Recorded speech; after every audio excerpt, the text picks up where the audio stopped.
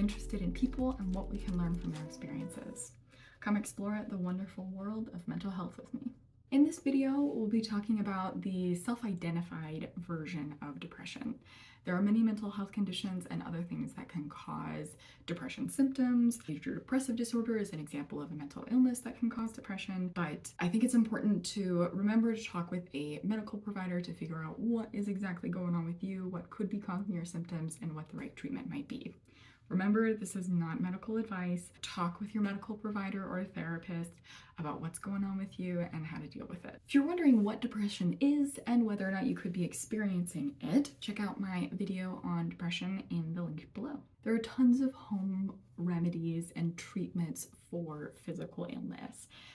Think back to your childhood. Maybe you had chicken soup when you were sick. At my house, ginger ale was a default treatment for any sort of physical illness. Maybe you stock up on a Pedialyte and Gatorade, wrap yourself up in a blanket, and watch reruns of, whatever reality TV show. If you ever tell a coworker or a friend that you're sick, I have no doubt that they have advice and recommendations on how to deal with it. Take turmeric, vitamin C, ginger, lemon, honey, rest, take care of yourself. Maybe you shouldn't come into work tomorrow. Generally, when we're sick, people get it. People understand that you're not feeling your best and you're probably not going to be the best at whatever you're doing or whatever your roles are. If you've ever experienced depression, you've probably found that it's often the opposite. Many people just suffer in silence. Maybe you say something general like, I don't feel good, I'm tired, I don't feel like myself, let alone use the D word, depression, of course. But even if we did, even if we said, hey man, I'm depressed, we often don't get the empathetic listening and support that we're looking for. We want to know that we're not alone in this. We want to know that we are seen, that we're loved, even if we feel like we don't deserve it, even if we feel like we're doing less. But many people don't know that. Most people don't get it. And it's not their fault, but if you haven't gone through it, then you may give recommendations to people in your life who are experiencing depression that is not always helpful.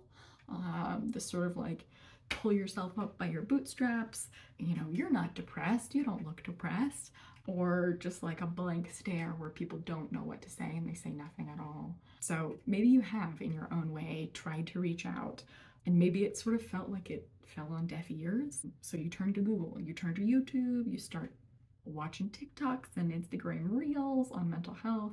You're looking for ways to take care of yourself. You may be asking, in a way, what is the proverbial chicken soup for the soul? Everyone's recipe for recovery looks different.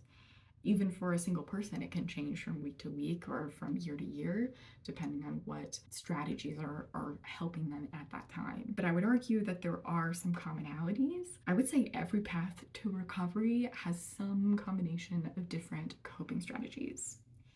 So, coping mechanisms are things we do to cope with the world around us. Here are a few ideas about how to cope with depression.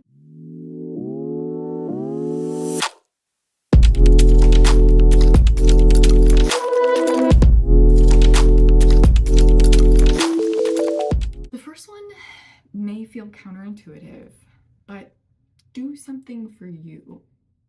Do something intentional just for you. Oftentimes, depression looks like neglecting our needs. Maybe they're hygiene needs, maybe it's tidiness of our home, maybe it's food, maybe we're not eating in the way that we want to be eating. But pick a small action that is just for you. Maybe it's putting on a fresh t-shirt in the morning. Maybe it's taking a shower. Maybe it's picking up donuts and coffee. The stuff that you have to do can wait long enough for you to take some moments to do something for you, just for you. The next one is getting out. Get out physically and get out mentally. Let's start with physical. If you're feeling depressed, in a way, you can feel sort of locked in the four walls of your mind. Finding the door and getting out of that can be very challenging. So start with the physical door of your house. Open the door, leave your bedroom, take a break from your physical space, get into a new environment. Having new stimuli, something for your brain to think about, look at, chew on, can give you a little bit of a break from what's going on in your mind. Leave your apartment, get out of your physical space, try to shake things up. The other piece is getting out mentally. Get out of your head. Thinking and processing are really helpful, of course, in the context of experiencing depression, but depression also often looks like rumination. So basically overthinking. If you're constantly overthinking, you need a break from that. Depression takes up a lot of space in your mind. Fill that space with something else, at least sometimes. Go to the movies, go to a concert where the music is so loud you can't think, sit in your car, blast the music, just like crank it to get a little bit of space from that mental space that you're in, that mental prison in a way. Go to a friend's house, have them just talk to you. Just tell me everything that's going on in your life. Let me get something to think about other than what I'm thinking about. Having a break from your thoughts, sometimes it's just necessary. Temporary relief needs to happen. Temporary relief is better than no relief at all. The next one is sleeping. Sleep well. A common pattern, I see this over and over again, a common pattern for folks who are feeling depressed is to push off sleep as late as possible. Push back against this. Go to bed earlier than you want to go to bed. Sleep is where your body heals itself. It's where your mind heals itself. And if you don't have the opportunity to get that restoration through sleep, recovery is very, very challenging. Make sure that you're putting in an effort to get sufficient sleep. The next one is eating habits. Eat consistently. As I said in the previous video, sometimes people who are experiencing depression eat more than normal, sometimes they eat less than normal. But however your appetite has changed, that change can absolutely impact your mood and how you feel overall. If you find yourself not eating enough, not eating frequently enough, this doesn't have anything to do with body size or weight goals or any of that. But if you find that you're not eating a couple of meals during the day, you may not be getting the nutrition that you need to heal from the depression. The depression, the overthinking, the other mental health symptoms that can go along with it, that is hard on your brain. So make sure you're getting food in. I usually recommend prioritizing consistency first. And when you get that consistency, then maybe take a look at what you're eating. But start with just making sure you're eating first. That's more important. The next one is be careful with substances. Alcohol and other drugs may provide you with a sense of temporary relief, but I encourage you to pay attention to how that substance, the alcohol or whatever drug, how it makes you feel overall. How do you feel when you're using it? How do you feel afterwards? Does that feeling linger for several days? What does it look like? Is it overall positive? Is it negative, but it's something you just keep doing? It just is a habit. Take a look at how you're using the substances and figure out if it's helping you or hurting you. That at least can provide you some information with what you might need to do to help yourself feel better. The next point has to do with what you're consuming in terms of content. Music, media, videos, pictures, Instagram, social media, porn. What are you consuming and how is it affecting you? Is there an artist that you listen to and you love, but after you finish their album, you feel kind of worse than you did before? Or maybe there's a television show and you really like it, but you notice halfway through that your shoulders just creep up to your ears and you feel really tense. Maybe you find yourself feeling lonely. Maybe you go to watching pornography, but then after you watch it, you feel more lonely than you did before. What we attend to affects us. Take a look at what you're consuming as far as content. Watching a TV show or a movie can be a helpful coping mechanism. Sometimes we need to veg out. Sometimes we need to, kind of escape in that way. But if what we're watching or what we're consuming causes us to feel worse or sleep worse, feel more tense, feel more sad, could be doing us more harm than good. So take a look at what you're consuming and take a step back. See what you notice. How does it affect you? Exercise.